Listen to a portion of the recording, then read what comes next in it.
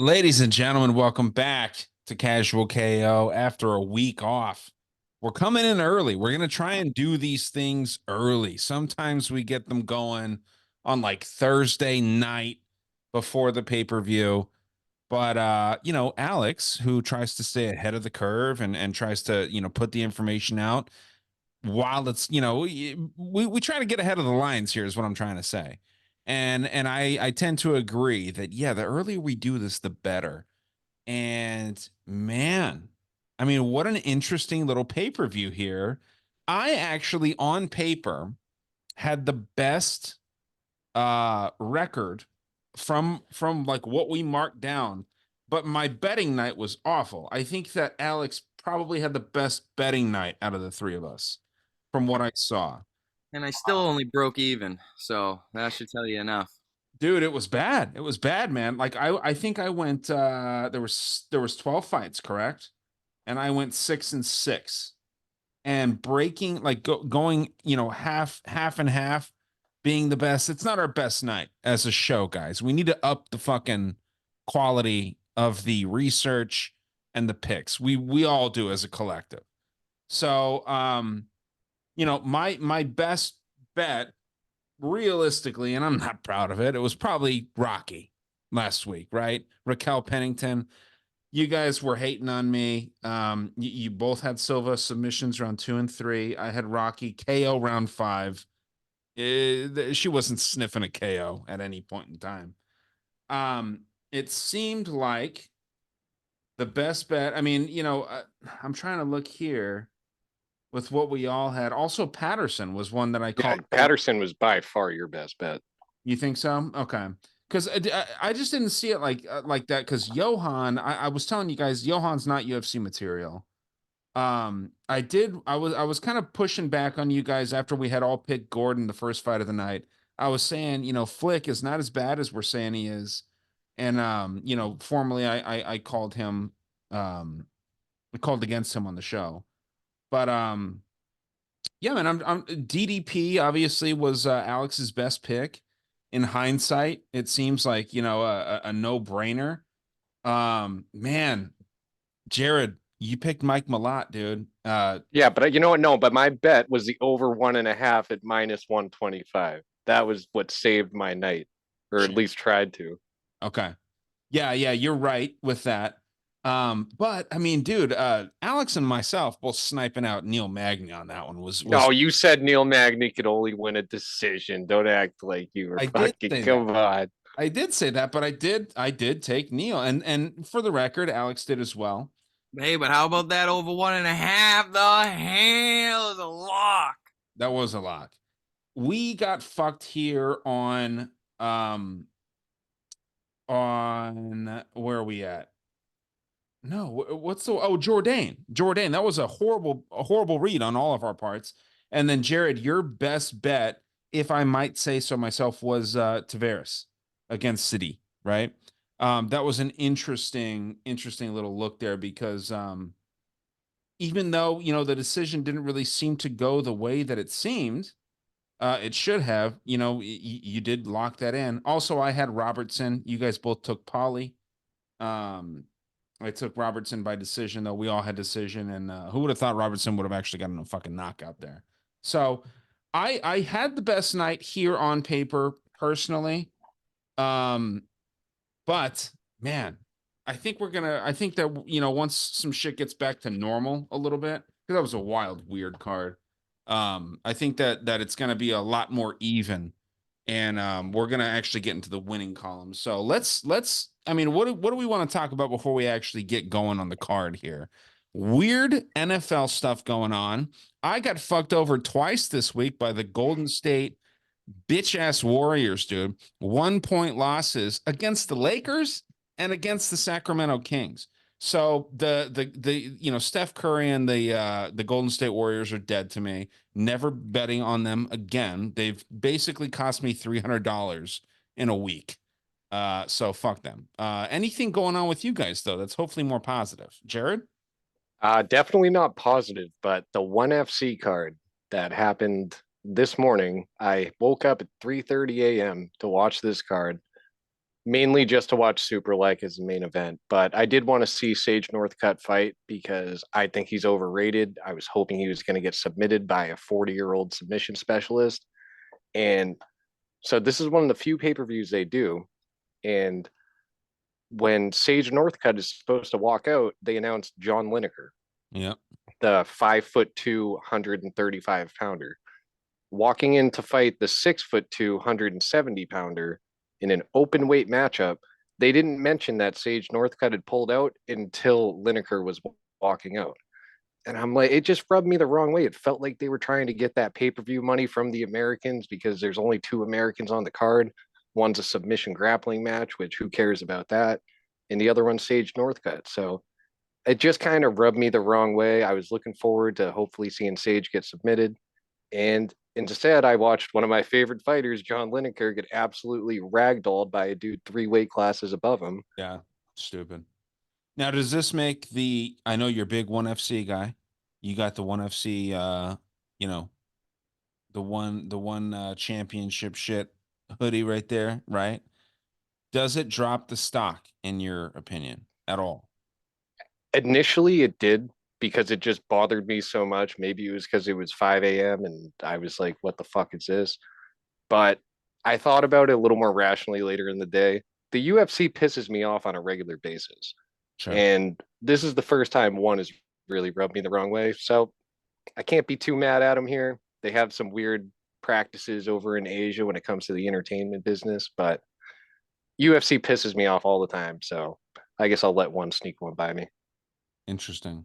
I will say BKFC did not disappoint this week, and it was a phenomenal event. If you guys happen to catch I that. didn't even know they had a card this week. Yeah, it wasn't marketed very well, but yeah, this was next week, also on Friday, February 2nd here in the US. Really, really good card. Freaking Luis Palomino versus Austin Trout. That's gonna be Start covering those cards in the future. yeah, I'm down, dude. I'm down. I just can't make any bets. I can't place any bets. Can't I can't feel like those got to be tough to get into. I mean, I feel like there's not much tape on any of these guys. There is, man, because they come over, a lot of these guys come over from UFC, LFA, boxing, all kinds of different things. You can go and watch how they fight. Um, but yeah, a lot of them, they're 1-1, they're 3-0, things like that. But Luis Palomino's 9-0, and then Austin Trout is the former light middleweight WBC boxing champion. So I mean, like he's fought Canelo, he's fought like the Charlos, like all these like bad. I mean, it's a fucking good main event, dude. To be honest, and I'm not just saying that because I worked there, but it's. I mean, this is a stacked card, and it's an important event for the organization too. So. Definitely worth checking out, and I think DraftKings offers lines on these fights too, mostly just money lines. But anyway, Alex, what's going on with you this week, dude? Long time no talk. Just lost money on the Ravens. Kind of mush. Yeah, dude. Get depressed. How about that 13-yard pass Lamar Jackson threw to himself, though? That was kind of Uh, I just wanted to turn off the TV after a while, and I definitely had the wrong read on that game. You know, that Pfizer sponsorship is going a whole long way. dude. You're not fucking joking, man. It's Dude, I got to be honest. I feel like, why were you not guys not all over the Chiefs? Taylor Swift, because they're in the Super Bowl. I bet you she performs at halftime. there was well, no, they already broke this down, and it's funny that you say the halftime show. It's supposed to be Usher and a couple other people. Oh, they'll sneak her in there. I wouldn't be surprised, but dude, like there was this conspiracy theory going on earlier in the year where it was supposed to be because when DraftKings dropped their logo for the Super Bowl, it was red and purple. So this was going to be the 49ers and the Ravens, right? Now, obviously the Ravens go out there and lose. The 49ers, unless I missed something, the 49ers won. So yeah, dude, just a weird, it's red and red. There it has nothing to do with this. And this is where like psyops come in, like just like intentionally placed information that misdirects betters, dude. So Me and Jared always say this. And When it goes mainstream, I already know where he's going with it. Whenever Every it goes time, baby. mainstream, it's a fade, and that's what everyone was talking about it. When it's an underground opinion, that's when it's something where it has some backing to it. Well, that's what's tough though, is that, if this was a mainstream narrative, still it was half right. You know what I mean? It's half correct here in this stance. So it's just weird, dude. I'm conspiracy theories are getting really frustrating and old to me because conspiracy people have this thing about them where they say that we're always right. We're never wrong about all these things. They're fucking wrong right here. Hard. Oh Hard. yeah. I mean, people spent some money on this. It was a couple of great games, but damn, dude, like I don't know if we can really say that the NFL is that rigged at this point. Unless that narrative was put out there to kind of like counteract what's actually going on. But nonetheless, man, I think what it is in the case of the NFL, and then we'll move into what we're talking about, unless you guys got anything else. I think it's the referees that really throw these games. It's not the players. The players aren't going in there unless they're maybe like the Travis Kelce's of the world that are getting paid $20 million to do these Pfizer ads, and the Patrick Mahomes and Andy Reid's to do these State Farm ads. Um, it's weird, man. It's not possible that all of these NFL players are all in on it. And that's my opinion. I don't know, man. I don't know. Weird, but Makes a lot of sense though. There's so many moving parts in football. You get the referees on it. That's a good way to control the game as much as you can. well, dude, last thing I'll say about this here is that I was talking with my mom and dad. My mom and dad aren't big conspiracy people. My dad is more so than my mom. But are you guys familiar with the high school coach, or no, I'm sorry, the NBA coach, um, and I think referee as well? That was like all these fucking referees in the 70s went to the same high school together. Have you heard of this theory? No, no, not at all. Okay, I'm gonna pull this up right now. It was Crosby or something like that. NBA refs went to same high school. I'm typing in on my phone, and we'll see what we get. It should pop right up here. Yeah, Joey Crawford. So Joey Crawford went to Cardinal O'Hara High School with four other mainstream NBA referees from 1969 to 1974. So all these same different referees are going to one high school. So think of your high school, and then think of like you and four of your buddies all being freaking referees in like a professional sport. That doesn't work out like that, dude. Like that's not by coincidence. That's intentional. So it's a weird situation, man. It's the referees. It's not necessarily the players, but I digress. Let's get into this shit here. Let's roll into this, dude. Gonna share my screen. I thought initially that Pete Rodriguez was going to be in the first fight of the night. I just want to comment on the Pete Rodriguez fight first.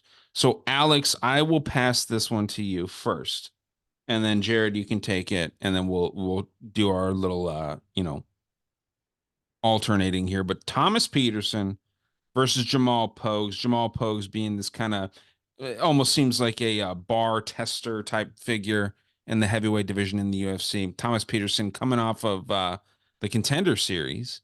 Interesting fight, but Alex, give your thoughts here, man. I do like Thomas because he has an easy path to victory here. We haven't seen Jamal fight a wrestler. We haven't seen how he does off his back.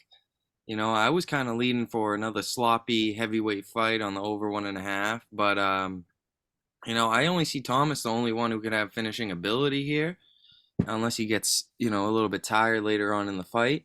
But I guess I'm gonna go Thomas. A secondary bet would be over 1.5, but I'm gonna go Thomas, and I'm kind of leaning a finish here. It's just, and I love his nickname, the Train, man. It's got to be one of the greatest nicknames in the sport of MMA, man. Like I'm a big the Train fan, and kind of keeping it simple here. I like Thomas. I think he has the wrestling ability here, and that goes a long way with me, especially since we haven't seen Jamal do any type of wrestling. He's a boxing base, and he's not the greatest boxer either. Low volume, Right. and yeah, I think he's gonna take his second L here. Okay. I respect it. Jared, where are you at here, man? I'll be right back, but give us your thoughts. Yeah, I mean, I'm gonna be like zero help on this fight. I did zero research. I just looked at this fight. First fight of the night, low level heavyweights. I'm like, this is the 1-800 gambler fight of the card. It's not a fight I plan on going anywhere near. If I have to make a pick, I guess I'll say Thomas Peterson gets a knockout. And that's not based on any opinion on Peterson. That's just based on Jamal Pogues is bad. That's all I know of him.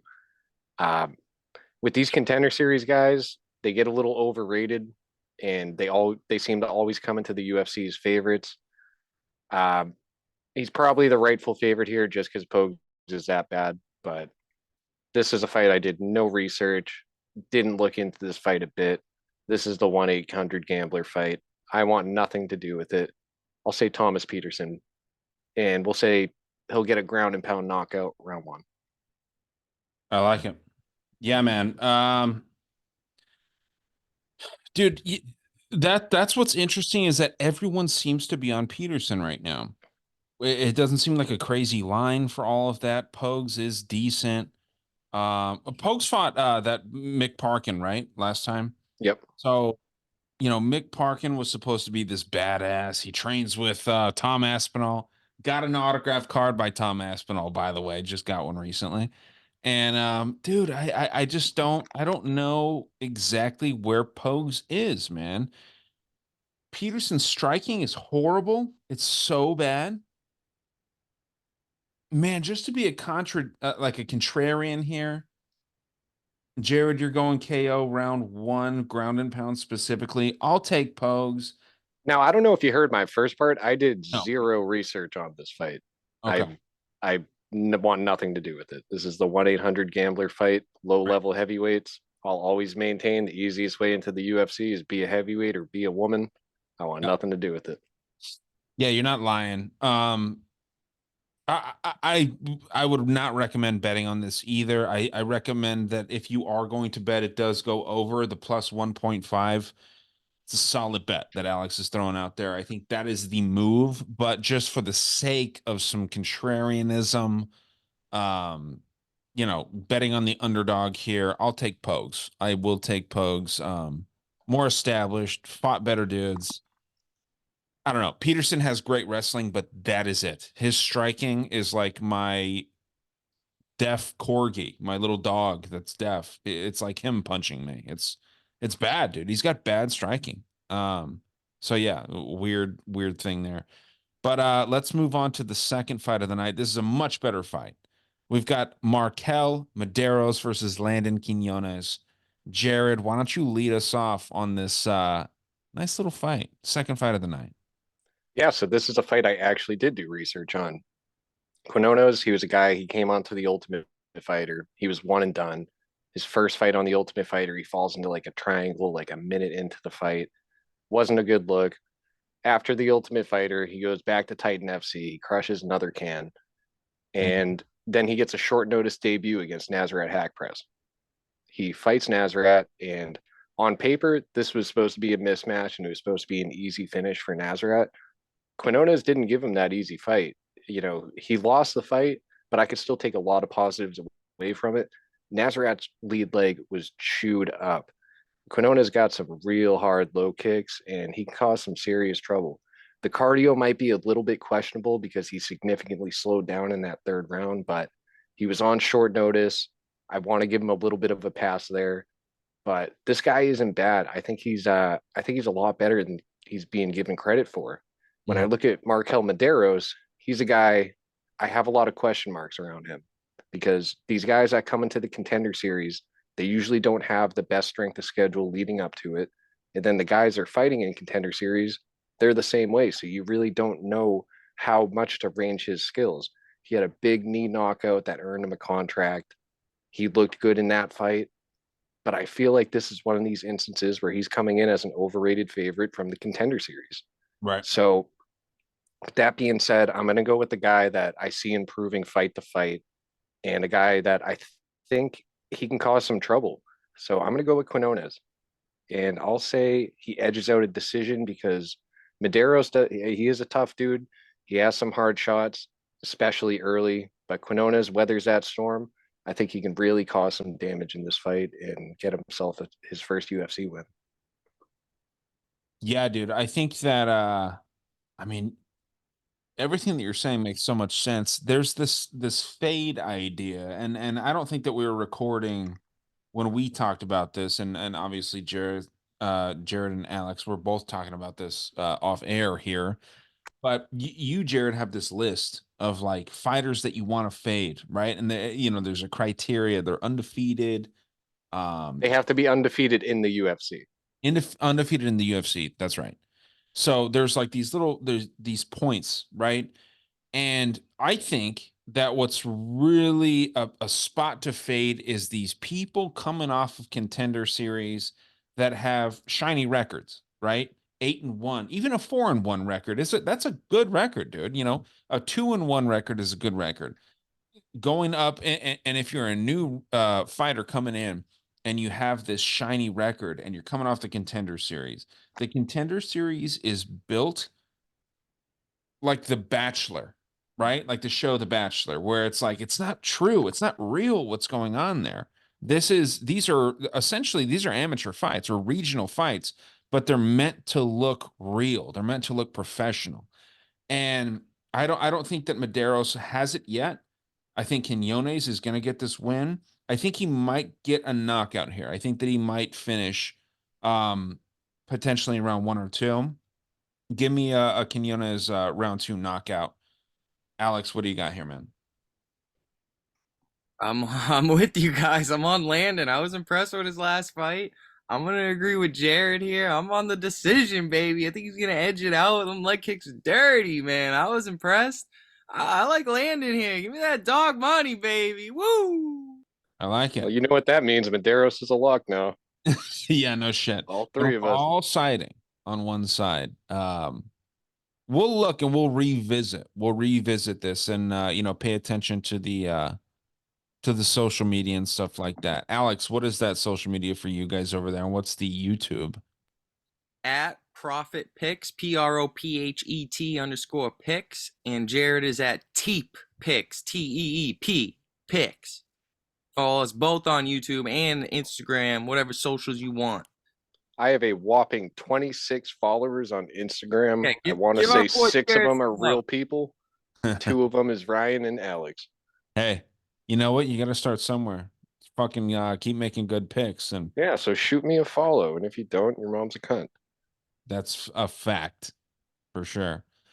Like I said, the main one that I want to weigh in on is 2 fights from now, but I will start with this one here: Julia Stoliarenko versus Luana Carolina. Holy shit, what a tough fight to really break down because neither one of these fighters are great. Stoliarenko, if I'm not mistaken, she beat McCann in her last fight, Molly McCann, right?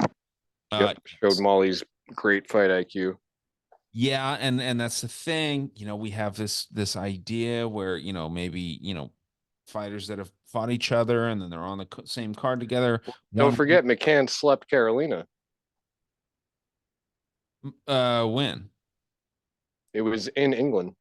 Yeah, a year and 10 months ago. I kind of think Carolina wins this, man. It's a low-level women fight. It's a low-level women fight, and in a circumstance like this, I think, she's the better striker. She's the taller woman. She's the more aggressive woman, right? Alex is freaking out over there. I have a feeling that you agree with me. Luana Carolina, I think, is the side here, dude, and it's not because it's a lock. Like I wouldn't parlay Luana up. Maybe Alex has something different to say, but Luana by a boring decision, potentially around 3 knockout. These aren't killers. These are low level, bad fighters. But at the end of the day, I think Luana has the pieces to actually get this done. Alex, you're excited about this. What do you got here, dude? Easy Give me another dog. Back-to-back doggies, man. Avoid that sub, and it's all over. It's all over. She avoids an armbar. This is easy. She only got one way to win, and she's a favorite. We all know Julia should be the dog in this spot. Give me that dog money on Luana. This is one of the fights that stood out to me. I said, give me that. Okay. Got her by decision? I'm gonna go. The method's gonna be a lot harder because I'm just gonna not get greedy. Take that plus 100 money line. I know the line's gonna swap too. I know it. It should. Get it in early if you're hearing this. Get it in early. But I'll go knockout round 2. Let's go. Let's get greedy. Okay. Shit. Jared, tell us why we're crazy. All right. Well, I guess fucking Stolyarenko is the log because I agree with you guys again. We got Muay Thai versus BJJ. I'm taking Muay Thai every time. Yep. Both of these girls suck in their own way. Neither of these girls are good. But Stolyarenko, her striking is non-existent. Her striking defense is non-existent. Luana Carolina, her takedown defense is actually okay. Her grappling skills are non-existent. Neither of these girls are good. I'm taking the lesser of two evils here. As long as this fight stays on the feet, Luana should be dogging on this girl. So she has pretty decent technical striking. I'm just going to side with her to outpoint her. And like you said, it's going to be a boring decision. Yeah. Although Stolyarenko, she likes to pull guard and put herself in vulnerable positions. I wouldn't be shocked to see Luana Carolina get a knockout here. But I'll take her by decision. But as far as a bet, I'm going to take her on the money line. As long as this fight stays on the feet, she's going to dog on Stolyarenko. She has great grappling, but for a girl with great grappling, you'd like to think she has great takedowns. She doesn't. Her takedown accuracy sitting at something like 30%.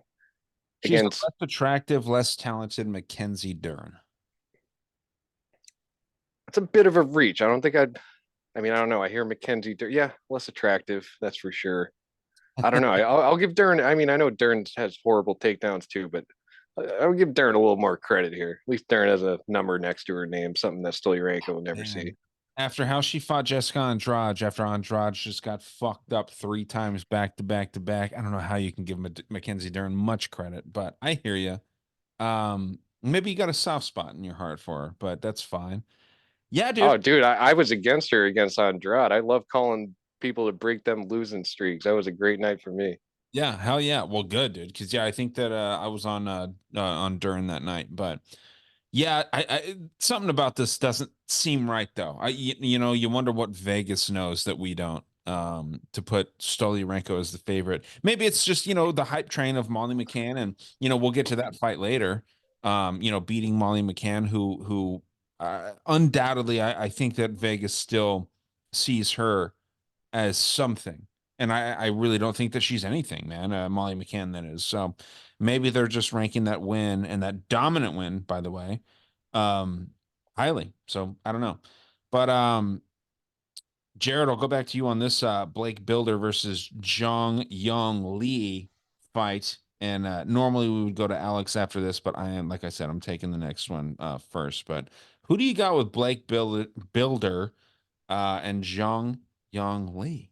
Well, first off, this is great matchmaking because these guys are actually really similar in a lot of ways. Both guys have never been finished. Both guys have very questionable strength of schedule. And both guys are fast, they're explosive, and they both like to push a pace. So this is all the makings of a really, really good fight. I might give Lee a little bit of a speed advantage. But I'll start with Blake Builder. Blake Builder, he comes into the UFC and he gets an absolute layup of a fight against Shane Young. He does what he's supposed to do. He beats Shane Young, and then he gets another fight against Kyle Nelson, who at the time he was like 2-4 in the UFC. He was supposed to be that was in Canada, right? Yeah, and fighting a Canadian man, you should win. Right, especially after what we recently saw. Yes. But it was supposed to be another favorable matchup for him, and that fight played out really close. I lost money on Blake Builder that night, but at least I got to learn a lot about him. Right. This guy has trouble checking kicks. For whatever reason, he just doesn't check kicks. He just lets him happen. And his leg, by round 3, his leg was gone. And he had a hard time getting around Kyle Nelson's jab. Jabbing and low kicking are two things that Lee does often. I mean, both these guys are explosive, but the questionable talent that they've faced, it is a hard pick. This fight is very, very even, which is why the odds are where they are. I'm going to give a slight edge to Lee coming off the road to UFC. A lot of people disagreed with him winning the final there. I thought it was, I rewatched it the other day. It was a close fight, but just because it's close doesn't make it a robbery. So Lee's a good fighter, man. And I feel like this fight might spend a decent amount of time pressing against the cage with Builder trying to get Lee to the ground. Lee has very good takedown defense, but he does hang out on the cage a lot. If you do get him on his back, the second this guy hits his back, he is constantly going for subs.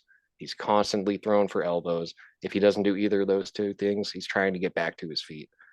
That's a guy that I don't mind having my money behind. So I'm going to take Lee here to beat Builder in a very close decision. Yeah. Yeah, I'm with you on the close decision part, but Alex, where are you at here, dude? I agree. This is one of the fights I'm probably going to stay away from. I see a close decision. If I'm going to give out any bets, I'm going to tell them to take the over. It's going to be juiced. I'd cap it at around Yeah. 250, so it'd have to be a parlay piece. And in my opinion, I kind of like Blake, I think he's going to show a different strategy after the last fight. I thought the last one was close too, even against Kyle. I thought he could have won that.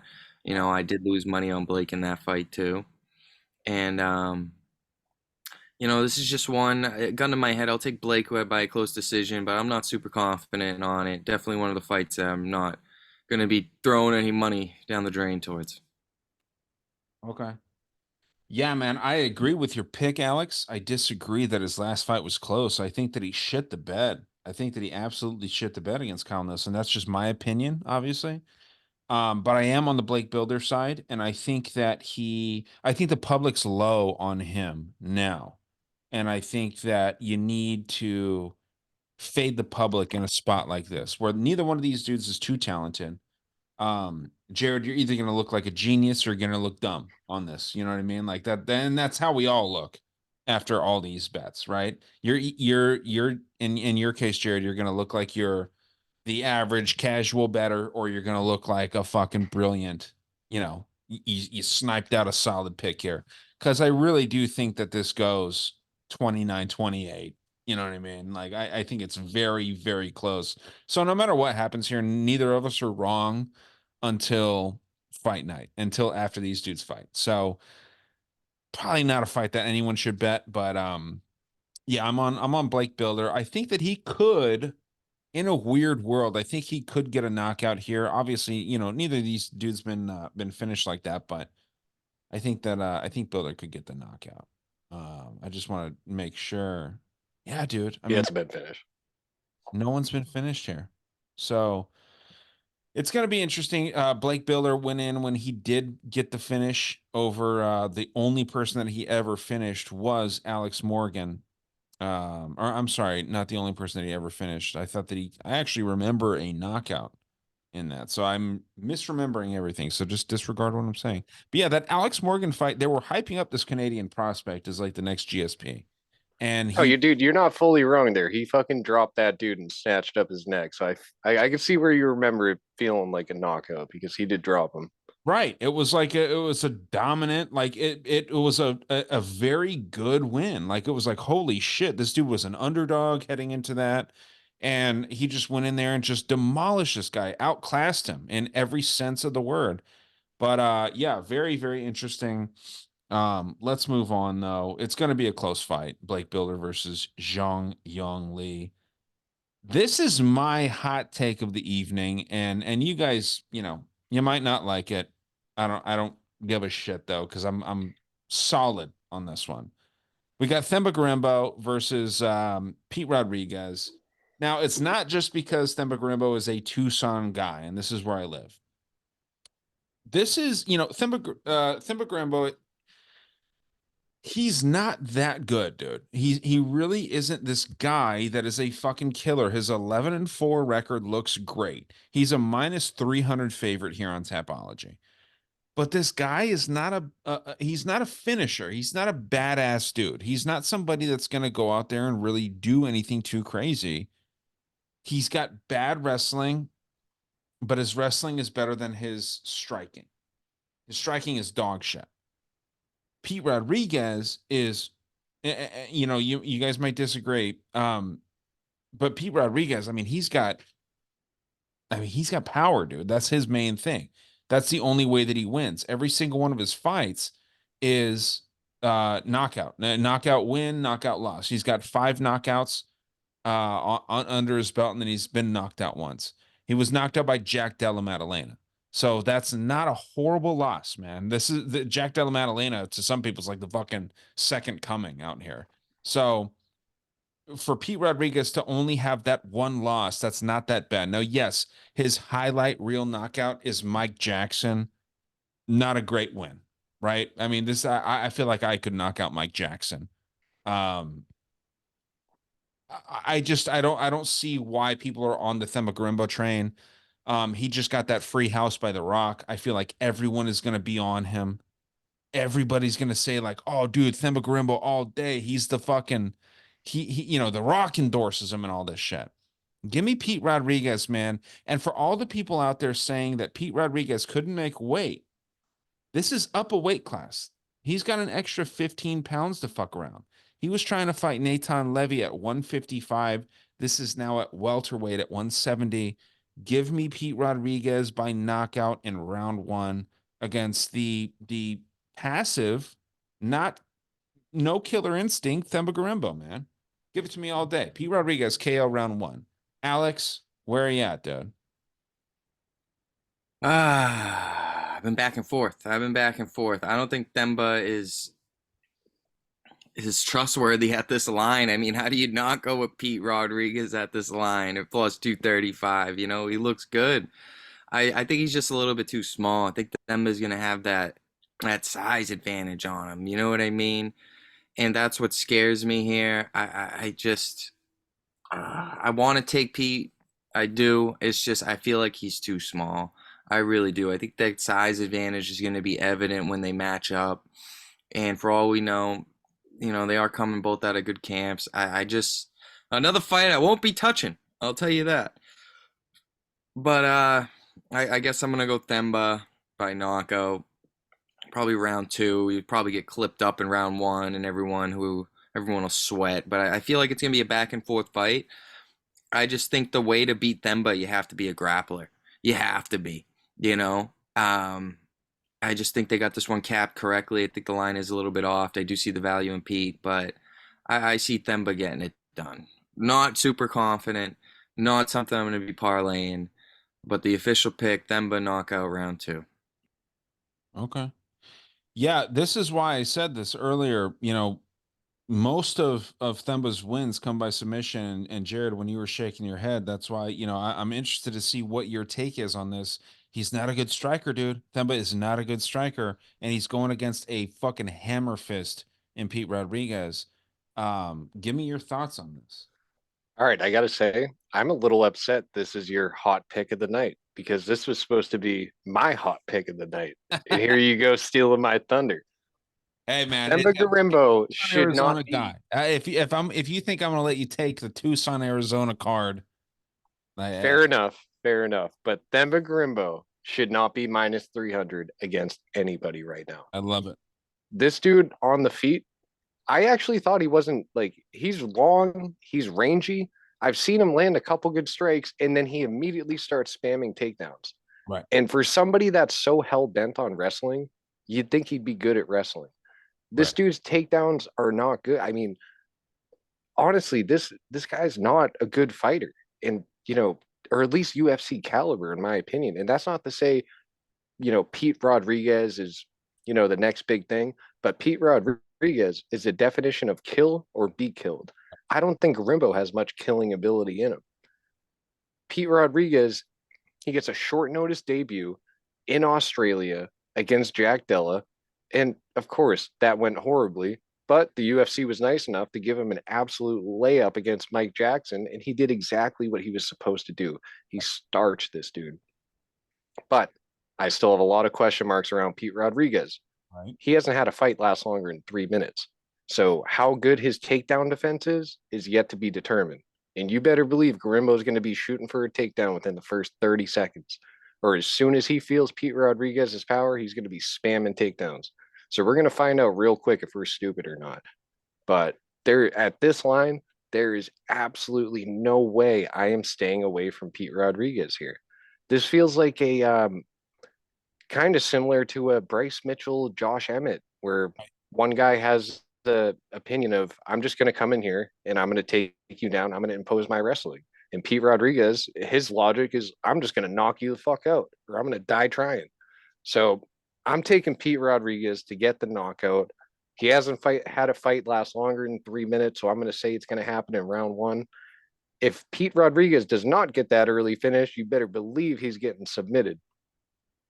But Pete Rodriguez, Themba Garimbo at minus 300 is laughable. I'm going Pete Rodriguez to sleep this motherfucker. Yeah.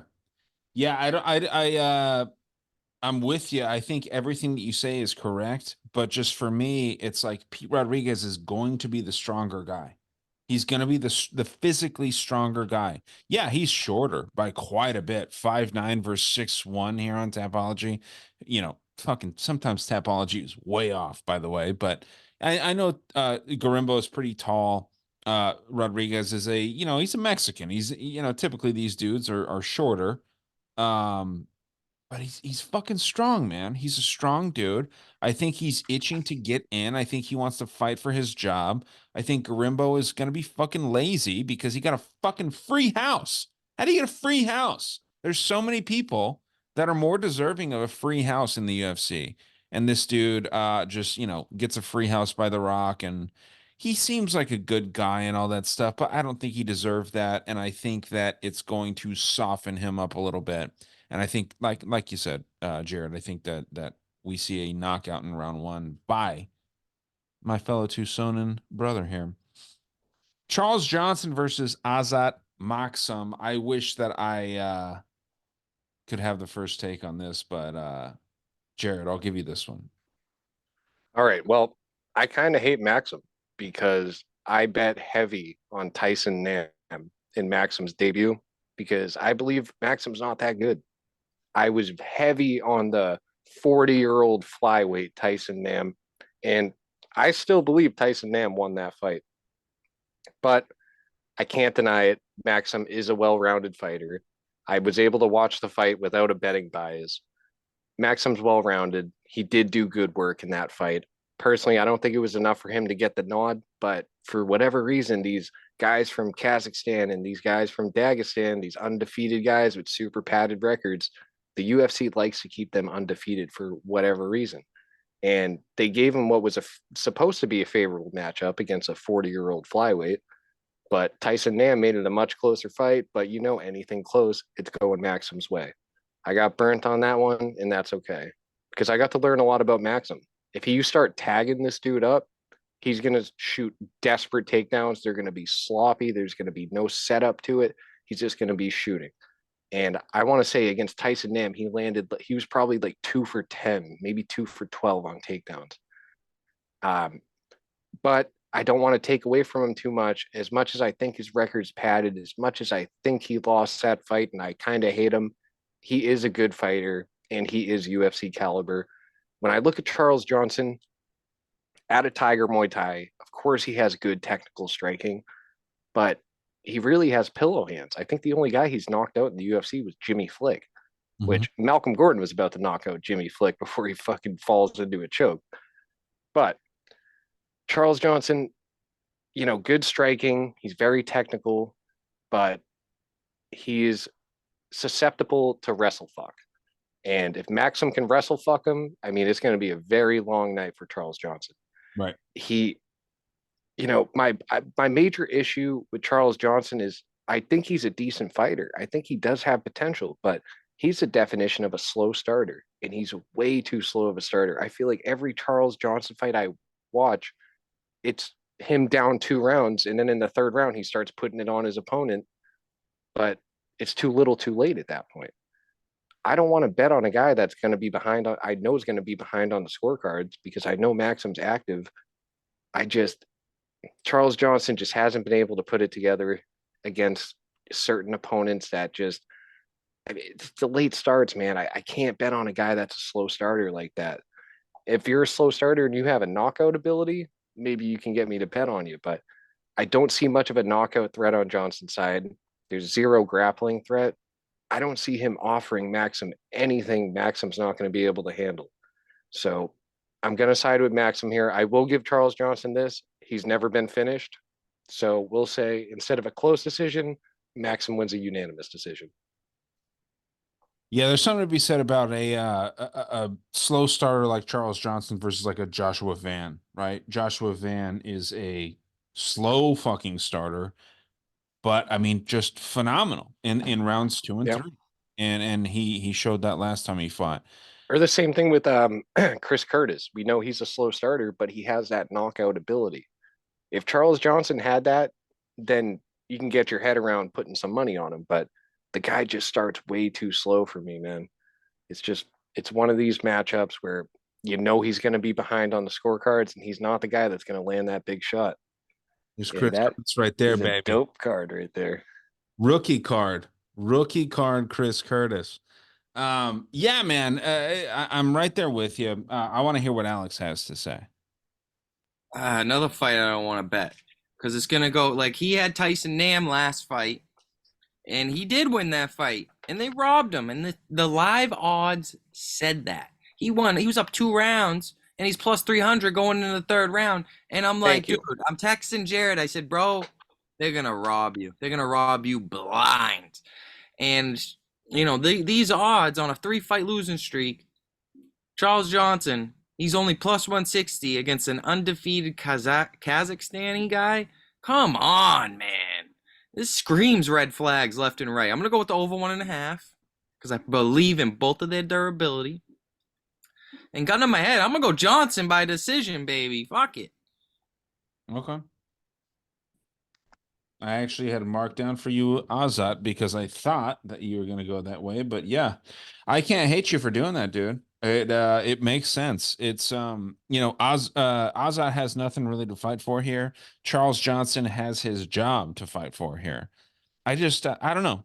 Like you said, he's not a bad fighter. We'll see. We'll see what happens here. It's definitely one to stay away from. I think that a wiser bet would actually be, just throw the dart and see if you can cash that Johnson ticket. Why not? Now this one's fun. This one's fun for a couple of low-level women fighters. Molly McCann versus Diana Belbitsa. Diana Belbitsa fighting or I'm sorry, not fighting. Maybe they are fighting, but maybe not. She's dating Cameron Van Camp. He's a BKFC fighter now, right? Dude, I think Molly McCann wins this. I'm sorry. These are two bad fighters. Molly McCann wins. Diana Belbitsa is a striker. Don't forget, this is the rematch everybody's been wanting. It is. This is true. I don't know when they fought initially. I had heard that. But man, I think Molly McCann gets this done. I think that she knocks out Belbitsa. She's meaner. She's more physical. Diana Belbitsa is too pretty, man. She shouldn't be in MMA. She should be doing something else. Molly McCann's a lesbian, and nothing against lesbians, but Diana Belbitsa is a pretty, dainty girl. Yeah, she's a long striker and all this stuff, but she's not fighting material in my opinion. And I think Molly McCann gets this done pretty fucking easily, to be honest. I think she gets a round 1 knockout. Everyone's going to be low on McCann, and McCann is not good. But McCann gets a knockout here. I don't know if it's in round 1 or round 2, but give me round 1 knockout McCann. Alex, where are you at here? Molly, meatball, give me that. Give me that money. I think Diana got to wrestle here. If I see Diana wrestling, though, I'm going to be cashing out. I'm gonna be running. I'm going to be swearing at the TV. But Right. every second this sits on the feet, I think Molly's just gonna walk her down, win on pressure, win on volume. Give me that Molly McCann money line parlay piece, baby. Easy. Yeah. It is an easy win. It just seems like yeah, I see a knockout coming. I'm more confident in the, the UFC is invested in certain people, and they're invested in Molly McCann. They want Molly McCann to do well, just like they want Patty to do well. They're testing Patty a little bit more than they are Molly McCann. Molly McCann has failed her last two tests, so they're giving her a layup here, in my opinion. But yeah, Jared, where are you at on this one? I think the only reason that this rematch is even happening is to get Molly back in the win column. Right. Just kind of set her up for the next time her and Patty are on the same card. Right. But I mean, we know Molly. She's a one-trick pony. She can't grapple, and she's one of the few girls with finishing ability or knockout ability, rather. I mean, she's not good, but Belbita is by no stretch of the imagination good. We've seen this fight before. Molly wins a unanimous decision, and we know how these go in these rematches. The method never seems to be the same way. I think Molly's just going to knock her out. I think this one's pretty clear cut. We don't really need to spend too much time on it. I'll decide with Molly to get a knockout, get back in the win column. I'll call it round two. Okay. Yeah, I like it. When did they fight last? I want to say 2019. Oh 29. yeah, right there. Oh, Below yeah, right decision. Yeah, man. I just don't see it. Like I said, I don't think that Belbitsa is UFC material. I really don't think McCann is either, but man, just the difference in like the aggression that these girls have. Like Diana's gonna go out there and try and point fight, and Molly's gonna try and get a round one knockout. So I lean with the latter here. Alex, take this one first, man. Gilbert Urbina versus Charlie Radke, Chuck Buffalo. One of the greatest nicknames of all time, by the way. I wasn't really all that impressed with Chuck last fight, Not man. at I really all. wasn't. I really wasn't. I bet him. I'll take the dub, but I think this is a little bit of a step up for him. I'm going with Gilbert. I don't like the line, but I'll take it. I'll lay a little bit of juice on Gilbert. I think he's a round robin piece for me. I'm gonna go Gilbert. I think he's fought the better competition. And I think Chuck Buffalo is gonna get his first loss in the UFC. I'm going Gilbert, baby. Let's go, confident. Method and round, buddy. You know the drill. This isn't an official bet. This is just, for the show. I'm gonna go Gilbert decision. I'm gonna go Gilbert decision. I think he makes it clear as can be, unanimous. Okay. I respect that, and I agree 1,000,000%. I think that dude, Blood Diamond. That guy, that hard of a nickname should not go to a fighter that is that incompetent. Somebody named Blood Diamond should not be as bad as Blood Diamond was in the UFC. So yeah, dude, for Charlie Radke, Chuck Buffalo to go in and be gassed, so gassed, and not even really be able to take down this really mediocre kickboxer, man. I don't even know if he really got any takedowns. He was kind of wrestling him against the fence. I remember it was very boring. I was sweating it because I had him in a big parlay. He ended up cashing for me, so thank you for that. But yeah, I think it just really goes to show on how bad Blood Diamond is. Um, Mike Mathetha is his real name, I believe. And yeah, dude, just a bad fighter, bad fighter. I'm friends with a guy. I went to high school with a dude that fought. His name's Caleb Crump, and he got knocked out by Charlie Radke here. Caleb Crump right here. Um, Caleb, he's a nice dude. He's somebody that's out there on his grind, but he's 5-5.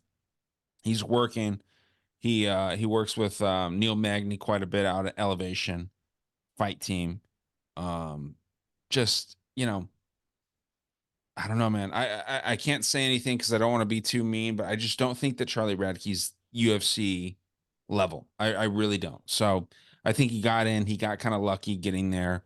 I think he's going to go probably, 1-3, and then he's going to get his walking papers. But I think Gilbert Urbina gets this done here very easily. Probably round 2, round 3, possibly a knockout, possibly a submission, but I see a finish. Gun to head. Give me Gilbert by knockout, round 1. Or I'm sorry, round 3. KO, round 3. What do you got, Jared? So Charles Radke was a dude that I was actually really excited for his debut. And I saw Blood Diamond. I'm like, oh my God, this is a layup. He's gonna submit this guy in the first round.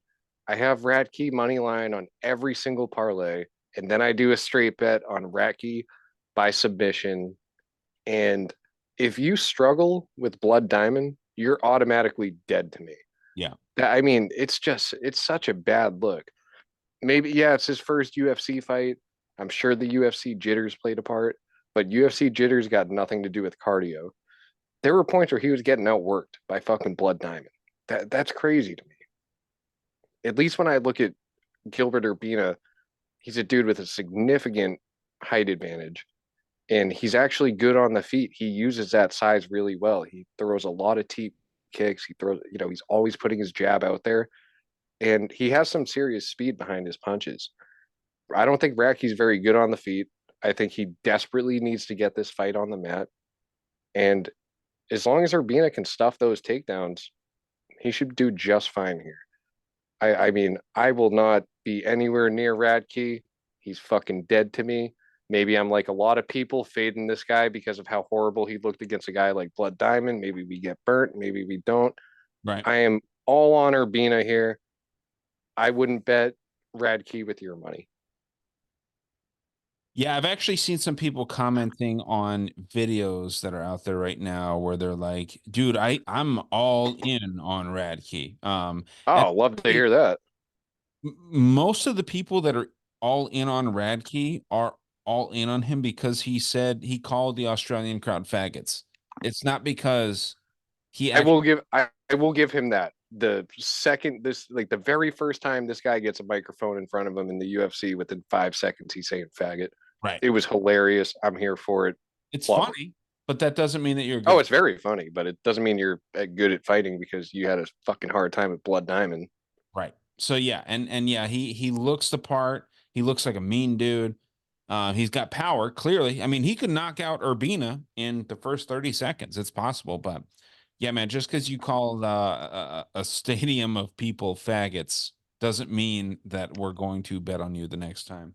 What's Very your funny though. If he gets a microphone in his hands again, I want to hear it. It's very funny. right? What's your method, Jared? I'm gonna say a decision. I'm Okay. gotta give Radke. I mean, maybe I kind of like your opinion on that round 3 because Radke does, maybe he'll gas, gets a little sloppy, but I'll give him a little bit of credit here. I'll say he goes the distance, but I am all on Urbina. Cool. Okay. I'll take my sexy Latinas here. Give me baby girl. Natalia Silva all day. Vivian Araujo versus Natalia Silva. This is a confident finish. I think that we see a finish here. I don't know if it's knockout or if it's submission, but Natalia Silva absolutely finishes Vivian Araujo. Silva's the real deal, dude. I think, this is somebody that the UFC is behind. She's attractive. She's young. She is 27 years old today. Happy birthday, baby girl. Okay. Yeah, dude. Alex, where you at here? Baby girl, yeah, she's a marketable one, huh? Yeah, Right. I'm all over her. This is the new one. She's gonna take over Vivi's spot here at number 7. Yep. She's gonna take that spot right away from her. Vivi's gonna be the gatekeeper from now on. I love this pick. I'm all over it. Do I like the line? No. But am I gonna parlay her? Absolutely. Absolutely. I'm all over this. Natalia Silva. Well, you're I don't gonna know about that finish though. If you're I gonna had to, Vivi likes to gas out round 3. I guess if I'm gonna go to finish it, go round 3. I'm gonna go with the finish round 3 knockout. Let's go, baby. I'm with it. Natalia Silva, lock of the card. Let's go. But I think it could be sweaty because Vivi likes to wrestle those first 2 rounds. I think it could be a little bit sweaty. If I've you want to seen get a no little bit strength. greedy on this, you could get a little live bet in, watch the first round, because Vivi comes out hot. She got strong hands, you know. She may even drop Natalia once. I'm telling you, I'm hopping on that live line. I might even double dip on this. I got no worries with Vivi on this one. I respect what you're saying, Alex, but dude, you know, and for clarity, I am taking KO round 2 for Silva. I think she's just got to get it. Silva's a little bit of a slow starter, but she is going to just absolutely dominate Viviane Araujo. She lost. Araujo lost to who'd she lose to? That was it was a bad loss. Chukagian, everyone loses to her. I don't think you're going to find a bad loss on her record. I think out of those three girls, I think the only other girl she's lost to in the UFC was Jessica I. And that's back when Jessica I was actually pretty good. Okay. Rebus was a bad loss. I think I lost on her there. I thought she was winning that fight too. She gave it away. I was very disappointed in her there. That's the loss I think that was. Yeah, I remember seeing her just not look good. And even in that Jennifer Meyer win, it was like, dude, who fucking what? It didn't seem like that was a unanimous win. So yeah, dude, all day it's Silva. But Jared, where are you at on this one, man? As Alex knows, I'm a fan of Viviane Araujo. I think she's underrated. I think she's very well rounded. But the issue with her is she always seems to gas out in those later rounds. It's just she has a strength of schedule that's not even close to Natalia Silva. Um, but the one thing that's glaring at me is the age. It feels like an out with the old, in with the new situation. Natalia Silva, I was trying to find so many reasons to bet on Araujo here, especially at this line. Natalia Silva, I can't deny it. The girl's good. She's well rounded. She's got good striking. She's fast. She hits hard. She's She can hot. grapple. She has all the tools required to be a serious contender. But say it too, she's also very, very hot. You gotta admit. You know what? No, I'm going to say that Viviane Araujo is one of the hottest lesbians in the UFC. I think You she like gets the slept MILF on a little bit. characters. The MILF characters you like, huh? I don't know. Maybe I don't know what it is. Maybe I have some issues deep down, but she's one of the hotter lesbians in the UFC for sure. I respect it. Okay. But I mean, I tried everything to find a reason to bet on her, but I just can't. It really seems like out with the old, in with the new. Right. She's 37 years old. She's had 10 UFC fights. She's like 6-4 in the UFC. I want to say, or maybe even 5-5, but I think 6-4. But regardless, dude, she's just one of those girls that she's, I think, entering that state of certified gatekeeper. I think she can keep a lot of girls out of the top 10 and hold that gate. But this is one of these ones. Natalia Silva is just going to keep moving up in the ranks and she's going to cause some trouble in this division. So, unfortunately, as much as I hate to do it, I have to take Natalia Silva by decision. And it feels pretty clear cut. I mean, maybe she might get out wrestled early and the line comes down a little bit, but I'm giving Viviane credit here. I don't think she's going to get finished, but I do think she's going to slow down. Natalia Silva should win a decision over her. Got it. Yeah, man. I think Silva fights for a belt someday, to be honest. I think she absolutely does. She's only 27. This is fairly young. I'm high on And her. we skipped a fight, by the way. Which one? Oh, yeah, we did. I'm sorry. I'm sorry to these I mean to me this is whatever. So I missed this this is a Freudian slip. Jared, since you called it out, take us away on this we've got an Ev versus an Ov, couple fucking Russians fighting here. We got Alice Kebab. I mean, dude, if anyone knows these names, go for it, dude. I can't pronounce these things. What do you got? All right. I remember when Murdoch came into the UFC and he had some hype behind him because he was training with Floyd Mayweather. And it's like, yeah, this guy's from Uzbekistan, like one of those countries. But believe it or not, he's not a wrestler. This guy can actually strike. He's got some speed, he's got some power. Every time you see him lose, it's against a higher level grappler. I mean, it's very clear he has a weakness in the grappling department. And what you're looking at on the other side, undefeated Dagestani, wet blanket, it's pretty clear cut here. I do think Muradov could have his moments, but realistically, he's probably going to get wet blanketed. He's probably going to get submitted in the first or second round. I mean, the guy is, he can be exciting, but if all you need is wrestling skills to beat him.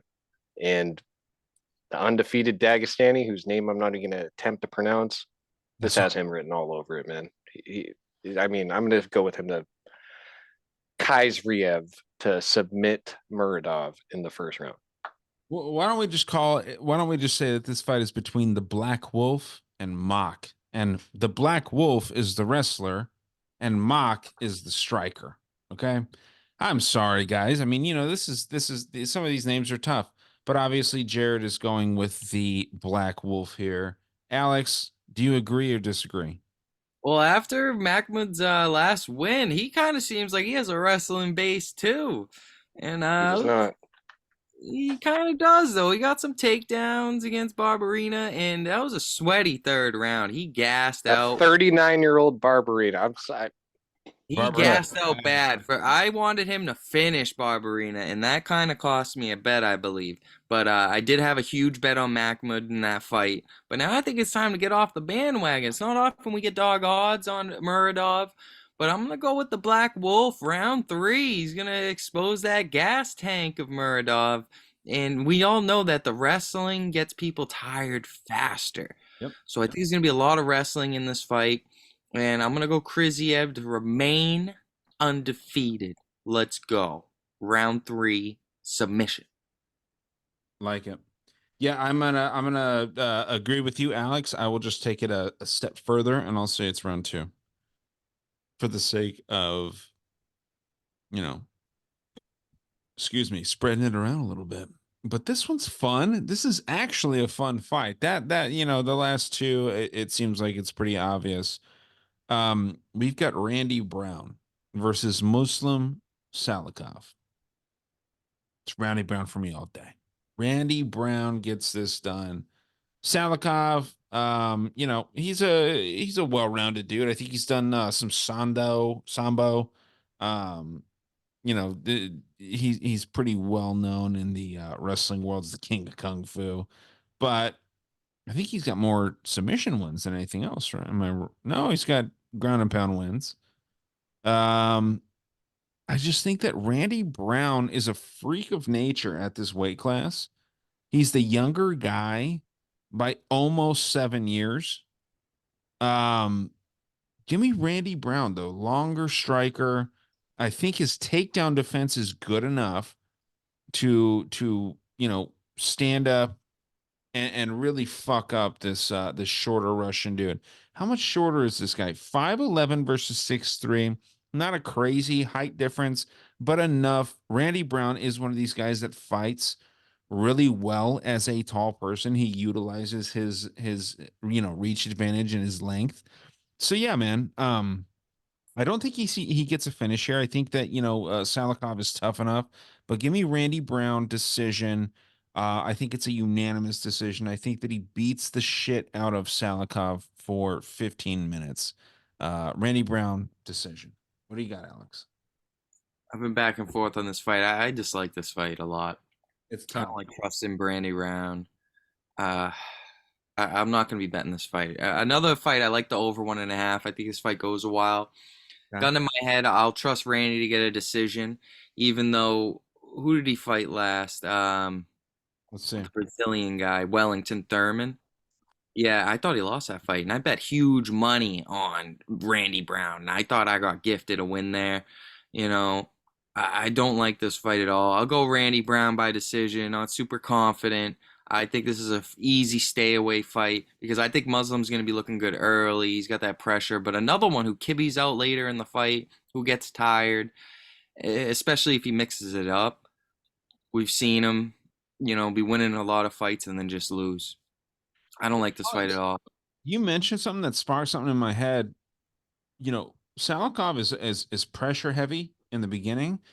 Randy Brown's an excellent counter striker, man. Like, he really is a good counter striker. So it's possible that we see a counter strike, like, like a cross or something that comes from. Right, and it's been a long time since Randy's gotten a finish. Like when was the last time Randy's gotten a finish? He's been a decisionator for a while. Right. And yeah, I guess we could see him get a finish here. I guess that wouldn't be a bad pick. I'll go Randy Brown. I'm just not super confident, but he's definitely fought a lot of better competition as of late. So I'll Right. go Randy Brown, and you're right. A good eyeball right there. Randy Brown decision, not super confident. How many times has Salikov been knocked out? Only once. That's not a good look. But yeah, man, I could see that happening, man. I could see something going down where Rude Boy just catches him. Jared, you stepped away for a second. We're both on Brown. We're not super high on him. Um, Alex taking the over 1.5. I'm taking the decision win by Rude Boy, but I think that it's possible that he gets a knockout. And as I was mentioning, what do you got here? Well, get your Salikov bets ready because I am also on Randy Brown. Okay. I think anytime your last name is Brown, it's a missed opportunity if your nickname isn't Downtown. I mean, come Right. on. Right. But Salikov, Muslim Salikov, do not let the name fool you. This guy is a striker. He wants to keep it on the feet. He does have okay grappling, but he prefers this fight on the feet. I got two major issues with him. He slows down, and not only does he slow down, I've seen him get out toughed by Yeah. especially by Nicholas Dalby. A fight that he was looking good early, and then you just got a tough guy that's not going to stop coming forward, and you see him start to fold under that kind of aggressive pressure. Yeah, Dobby's a beast, dude. Randy Brown, long, lanky striker, and he's got I think an 8-inch reach advantage here, and he's going to use that range well. He maintains his distance pretty well, and like you said, he's a good counter striker. I think this is probably going to play out like a kickboxing matchup, unless Solikov gets irritated and wants us, irritated in the striking department where he can't find the dude that has an 8-inch reach advantage on him. And I think if Salikov gets irritated and starts shooting takedowns, that's a mistake because Randy Brown has some good grappling in his back pocket. I don't love the line here, but I think Salikov is going to have a hard time finding Randy Brown.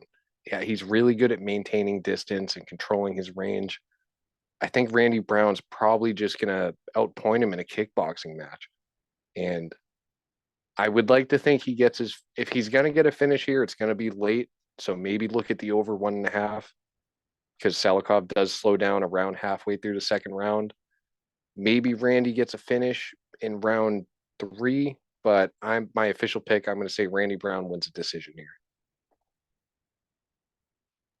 Yeah, dude. I definitely am on the same fucking thing. And we're all on Brown, so that's what that does make me a little nervous, to be honest. But because this is something that could end up being close. But at the end of the day, man, I think the UFC wants somebody like Randy Brown to win. You know what I mean? Like I think it's a safer bet. Now, this is where shit starts to get interesting. And I want to just have like an open discussion. I don't want on these last two fights to, just throw your picks out right away. But we've got Haneto Moicano versus Drew Dober. We've got somebody in Haneto that could be chinny, possibly. He's a much more well-rounded fighter. We've got Drew Dober, who is primarily a striker. Possibly his chin was cracked when he fought last time. Who knows? We're not sure. It seemed like it could have been a premature stop, but he did get dropped. Where are your guys' thoughts? Both you guys. I mean, just anyone that wants to speak up here. Where are your Wait. thoughts here before we actually get? Are you talking about the Frivola fight? Yes. He fought Ricky Glenn after that. Okay. I believe he he did get a finish. So Moicano, I question his chin. I question his cardio. I don't question his heart. This is a guy that is, he pushes it, man. Every moment of this fight that he's conscious, he's going to be trying to win. And for a guy with 0 knockouts on his record, his striking really isn't bad. Of course, he definitely wants this fight on the mat against a guy like Dober, but I don't think it's a landslide of a difference on the feet. but I have to give the edge to Dober, man. I mean, Well, he's aggressive. He's a guy I'd like to bet on, even though he's like 13-7 in the UFC. It's not a guy I don't hate betting on him because he's a guy that fights for your money. He's always trying to finish a fight. You better kill this dude if you're going to get him out of there. yeah. Yeah, it's a way that he loses by getting killed, essentially. Alex, what are your thoughts on this, man, before we give our actual picks here? I'm a little biased on this one. I'm just biased. Who do you I love like? Drew Dober. I love Drew Dober. I'm a big fan. Yeah, me too. My guy. You like that chin, huh? He's my guy. I always back him. And I'm gonna be betting with my heart here. And my only problem I have here is that it's a 3-round fight. I would have rather seen a 5-round fight. I think this is a great main event in my opinion. Why Great fight for Dober? I just feel like every round that Renato's gonna take more damage is gonna add on, kind of like the RDA fight. And now he's fighting an even scrappier guy, in my opinion, whose main style of fight is Muay Thai. He's a Muay Thai style fighter. And I think let me play devil's advocate here for a second. When you talk about that RDA fight, I think the reason RDA had so much success on the feet is because Moicano, every time RDA shot on him, he took him down. That's not something he's going to worry about with Drew Dober. Drew Dober is not going to be spamming takedowns on him. Every single time RDA shot, he got him down. And he was, and he got so distracted worrying about that takedown threat. I mean, you're seeing RDA, who we know is a grappler, piecing him up on the feet. That's a good point. And I guess, gun to my head, I would love a double method bet here. Like, yeah, hit last week with Jimmy Flick and Gordon. I would give a double method here. I'm going to trust Drew Dober's chin. So I think Renato can only win by decision or sub. And I'd go with the sub. If he's smart, he knows how ruthless Drew Dober is on the feet. He's going to be ruthless. So, and Drew Dober has gone for takedowns too. He doesn't show the smartest IQ in the UFC. He's gone for takedowns. And if he goes for a takedown against Renato might want to take it there. So Renato by sub, Drew Dober by KO is definitely what I'm leaning. It's probably going to be a favorite. But gun to my head, I love Drew Dober here. I love him. I got to go with Drew Dober to crack that chin one more time. And I think he's going to get up in the rankings a little bit. I think he's a prime gatekeeper for the top 10. This fight doesn't matter for either of them. They're already both in the top 15. So it's just a fun filler fight. And, they'll both be at pretty much the same position they're in, regardless of a win or a loss. So I just believe that Drew Dober is going to be on the way up. But if Renato's smart, leg kicks and some grappling would do him a lot of justice and could even eke him out a decision. This is one of the more unpredictable fights on the card. But give me dog money on Drew Dober, baby. I'll take that. Okay. You got Dober. What was the method, Alex?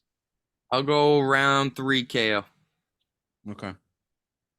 Yeah, I'm just ahead of you on that. I got in my opinion, you guys said everything that I wanted to say. But I got Drew Dober round 2 knockout. I think that he pieces Moicano up. I think it might be a little bit, contested in round 1. It's going to be close, but I mean, dude, Drew Dober, he's there's something there. There's something pretty special about this dude, and he hasn't really transcended yet. He's popular and people like him. Obviously, Alex likes him. I like him. I don't know what it is, man. He's got something that I think the UFC wants.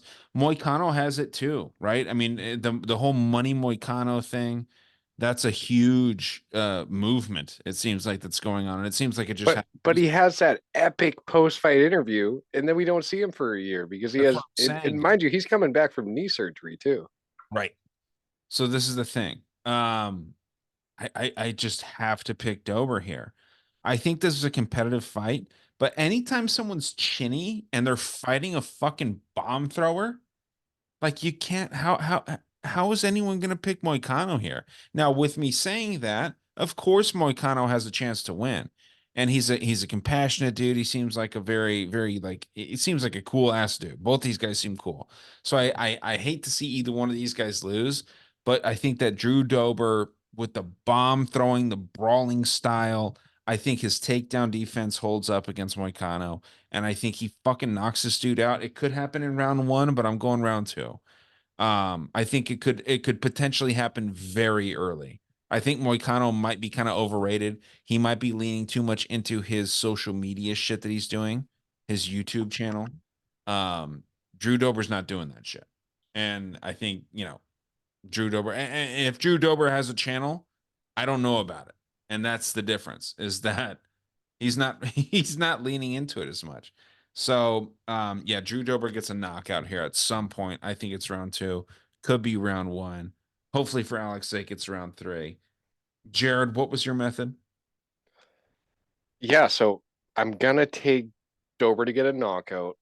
I'm gonna say it comes in the second round because right off the bat, Moicano, I swear almost every fight, he blasts a couple low kicks and then he starts spamming takedowns. If he doesn't get those takedowns, he ga he's gonna gas out, or he's gonna, if not gas completely, he's gonna slow down significantly.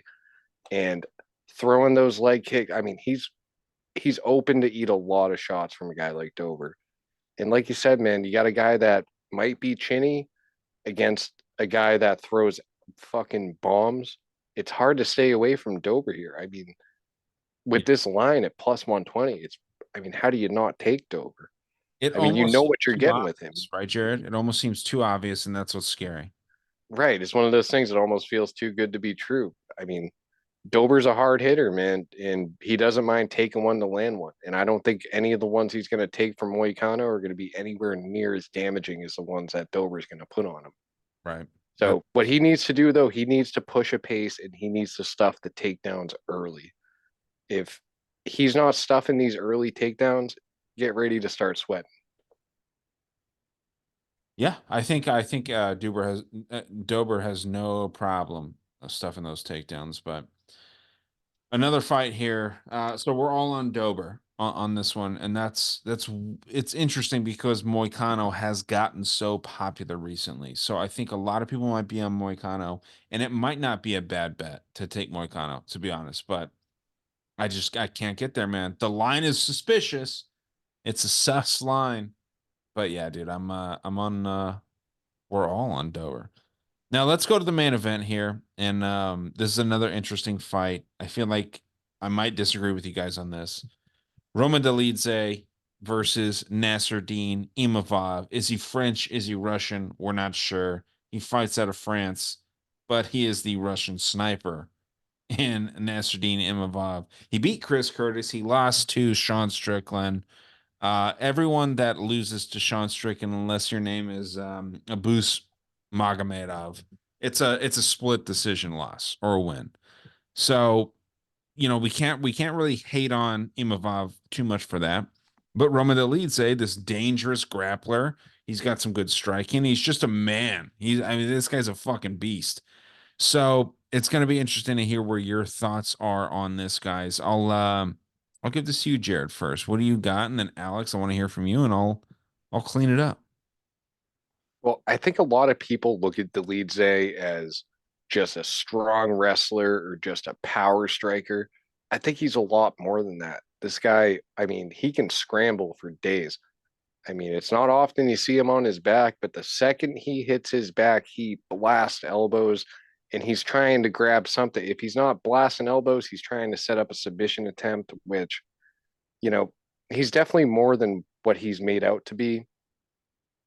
And in this fight, though, I feel like he's probably just going to be hunting for that big knockout. And against a guy like Imavov, he's rangy, he's technical. I'm not sure if that big KO is going to come. Just Imavov, he maintains his distance really well. The way I look at this is it's probably going to play out on the feet. And if it does, Dolidze wants it to be a brawl. Imavov wants it to be a technical kickboxing match. So you got a guy that wants a brawl and a guy that doesn't. The guy that doesn't, I think Imavov has a speed advantage here. and he blasts that jab out there. And I think Dolidze is probably going to have a hard time working around that. It'd be smart for him to try to take Imavov to the ground, but Imavov does have some grappling skills in his back pocket too. I don't know if it's on the same level as Dolidze's, but I'm going to side with Imavov to avoid the heavy shots. It's a 5-round fight. I think Imavov can keep it clean. I'm sure Dolidze will have his moments if you're an Imavov better where your heart drops, but I do think Imavov is the better striker. He's more technical. He seems sharper. He seems cleaner. As long as this fight doesn't turn into a fucking firefight or a crazy brawl, and this fight stays at distance, it's Imavov all day. The only thing Dolidze has to offer him is a big knockout threat. And if it gets to the ground, which I don't imagine it will, he's going to be going for submissions constantly. I'm going to side with the longer, rangier guy.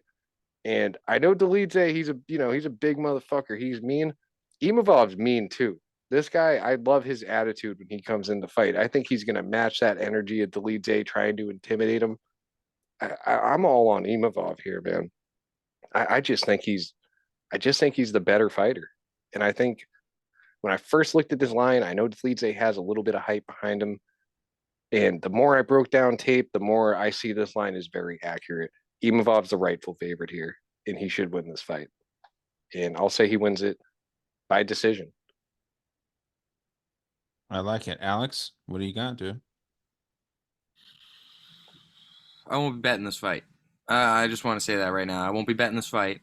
I'll be betting over 1.5, over 2.5. I think this fight goes a while. I think both of these guys are very, very durable. I think if there's any room for an early finish, it's probably going to be Roman by submission for Lukey. Because he's slick. He is slick with the submissions. Yeah. So, Well, I know it's Phil Hawes, but look at that Phil Hawes fight. Remember how bad he tweaked his knee? yeah. I know he got the knockout win, but that should have been a submission win because Hawes was done. I think Mark Goddard must have bet on the knockout there. Yeah. I've just been back and forth with this fight. I was originally on Roman. And I just think it's way too close of a fight. I see this fight going to a decision. Do I want to be a part of a close decision? Just like the last weeks, I was like, DDP is probably going to get this, but am I confident? If I had thousands of dollars on this, would I want to cancel my bet, take my money back? Absolutely. And I don't want to be putting my money in these positions anymore. So I'm going to give everyone the pick. Take the over 2.5. It's probably going to be minus money. But as far as a pick, we haven't even seen Roman in a 5-round fight. Right. He's extremely muscular. For all we know, he's going to gas out. So I think we're going to learn a lot about Roman. And I think we should just sit back and learn. But Jared is absolutely right. The volume is going to be Nursedin's friend in this fight. And I think anything close, they'll probably give it to him. But it could be just like that DDP fight we saw last week. Roman's that marketable guy from Georgia. They might want to push him along, push him up in the rankings. And he's good as well. And I think this is one of the more unpredictable fights. I think it's going to go over. That's the only thing I'm confident in this fight. But gun to my head, I'll go Imavov by decision. Not super confident. I'm going against my gut here, which tells me Roman's going to win. It just kind of feels like a trap. They're giving me dog odds on this. And I think most of that dog odds is coming from the fact that he hasn't had a 5-round fight. He hasn't fought the competition that Imavov has fought. I mean, other than Vettori. But he didn't look too good in that fight himself. Yeah. But, I'll go Imavov decision. Not going to be betting this fight. I will be betting the over confidently. And that's what I'm going to stick with. Who was it that fought Bobby Green and Bobby Green knocked him the fuck out in 10 seconds? Grant Dawson. Grant Dawson. This could be like that. And Bobby Green in this case would be Roman Dolidze. But I think if this fight actually plays out and it gets going, Nasruddin wins 10 times out of 10. I don't think Dolidze wins a decision. I think he gasses out after round 2. Because Nasruddin's going to put a pace on him, man. And if this goes long, my thing that I have written down here, I have knockout round 4, 5, or a decision, and it's going to favor Nasruddin. I think that you know, I'll push back on what you were saying, Alex, where, you know, Dolidze is very marketable as a Georgian fighter. I don't think that UFC fans really like Georgian fighters. Like, look at how much they're turning on Marab, because Marab is like cucking for Sterling, Aljamain Sterling. And France, I mean, they go to France. You know, there's UFC cards in France. They've got Cyril Gane. They've got a few other fighters out there. I forget there's a black dude. I forget his name. Um, but he's like he's like the version of Sean O'Malley out there. He's like a rock star out there. Um, I'm I glad you brought that up too, because like this is one of these ones like I know Dolidze has a little bit of hype behind him, but I'm not willing to pretend he's some young up and comer. He's 35 years old. yeah, yeah. I mean, I didn't even think to look at their ages, but yeah, that's a good point. It's just interesting, man. You know, this thing about fighting out of Ukraine, it seems like the Ukrainian fighters, they've been losing lately. You know, there was a little point in the war when, you know, when the Ukrainian Russian war was cool, all these Ukrainian fighters were getting favorable matchups and they were winning. That's not the case anymore. Like, all these Ukrainian fighters are getting their shit is getting pushed in right now. And it's just interesting, man. It's interesting. I think that there's different narratives that could be built off of how, you know, this fight goes. But I think that the UFC wants Imavov to win. He's the younger, more marketable guy. Roman Dolidze is like just like this freak. He's like this scary dude. Um, I don't know. I'm heavy on Imavov. I actually will be betting this, and I think that he gets a late finish, round 4, round 5, or potentially a decision. Hopefully that's not the case, because I'm gonna try and parlay up the 2 rounds, or group the 2 rounds, 4 and 5. But yeah, Dolidze could get a flash knockout like round 1, round 2, and at the beginning of any round Dolidze's life. But I think, you know, Imavov might even incorporate some kind of, you know, like well-roundedness. He might take Dolidze down. I think it'd be a bad decision, but I think he might do it. He's going to be the one that outstrikes Dolidze though. So yeah, give me a technical to casuals. It'll seem boring, but I think Imavov gets this done, man, and I think he does it emphatically. I think he does it easy. So that's my pick, man. We got it. We got them all. That's it. I mean, what else? Where do we go from here? When's the next pay-per-view? It's 298. at least 3 weeks, right? It's got to be in a little while, but yeah, man. 299 is stacked. I know 298 is next, but we've got February 17th. February 17th. Yep, Vulcan Ilya. Ooh, I got Ilya in that, to be honest, but we'll see where that goes. How about Robert Whitaker versus Paulo Costa? I mean, that Yeah, seems like an easy Whitaker pick, no? Give me that Paulo Costa money line. give me that fight not fucking happening. That's That a fight's good not take. gonna, the fight's not gonna happen, dude. You think Paulo Costa is gonna fucking fight Robert Whitaker? There's not a chance that All right, well, how about a fight that will actually happen? How about Marab versus Henry Cejudo Marab wins that. all day? Yeah, 1,000%. Yeah. I mean, I think Marab would beat Aljamain Sterling, and look at the way that Henry That's said. why they've never done it. While Aljo was champ, that's why they wouldn't have that fight with Marab as the #1 contender because he knew he'd beat him. Yeah, I can't. I'll tell you guys right now. I can't wait until we get to UFC 299, because that is such that's a better card than 300. To be honest, 300's kind of looking like it's going to be a disappointment. Um, and by the way, I don't think Ronda Rousey ends up fighting on that. I thought so, but up until this point, no. Yeah, it was looking good, but now that they're No. announcing everything, it don't look like it. Yeah, it's not gonna happen. But yeah, dude. Well, Either way, you know, we've got some fun fights coming up. I think that we laid some good bets down here. We've got we're in agreement in a lot of these fights. There's not too many that we're disagreeing on. But either way, dude, it's gonna be a good night for us. let me leave you with a couple parlays here. Let's go. I got to give you the whale bet. The whale bet, it's at even odds. I got Azat Maxim and Natalia Silva. Two of them together, even odds. That'll probably be my biggest bet of the night. And then I got a juicy one for you that Alex is going to hate. You're probably going to hate it too. It's a 4-team parlay plus 1,100. We got Jiang Yang Lee, Luana Carolina, Drew Dober, and Nasruddin Imavov. Plus 1,100 for those four. It's not too bad. Not too bad. Lee The Carolina. Melsick fight get canceled? Win. I have it on here. Melsick Bagdasarian versus William Gomez. Is that not happening anymore? On this card? Yeah. No, that's been canceled. Yeah, I don't think that was ever supposed to happen. All over Melsick on that. Oh yeah, over Gomez. Yeah, Gomez is one of those dudes. Gomez is the guy that I was talking about, the Jaguar. This dude is the fucking Sean O'Malley of France. He just keeps getting them favorable matchups. Yeah, but at the end of the day, he was. But at that point, no, with that one, I would be all over Melsick. Yeah, but he was. Yeah, he is a.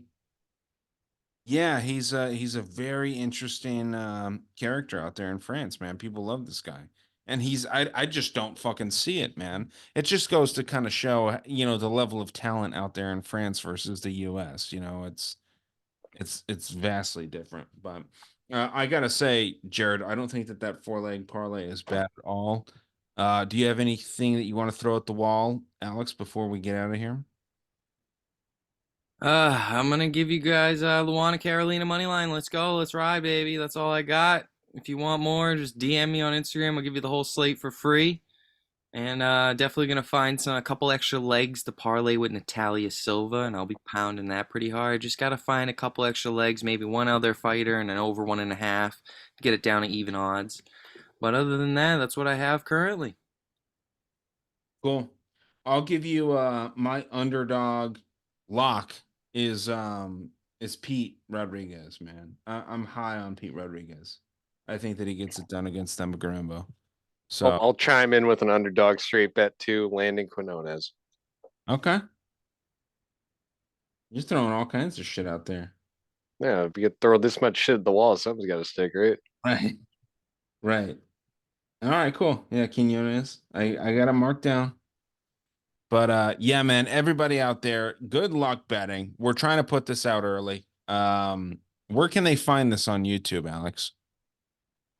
You can find us on YouTube on our channel Profit Picks, Prophet Picks, one word. And yeah, we should have it uploaded. We're trying to get it out every Wednesday. So God willing. God willing. And yeah, this will be on my typical feed where you guys hear this as well, audio wise. And damn, guys, good luck, everybody. Just bet responsibly. We're getting in some murky waters. There is some weird shit going on this card. I don't know what to think of it. It's not a card that I don't think any one of us is going to sweep. But soon we'll get there. We're gonna have a card where it's like, yeah, this is it. But this is a tough card. So bet responsibly. And we got some fun stuff, guys. So UFC Vegas 85. You heard it here, hopefully first. Bet responsibly. We'll talk to you soon. Take care.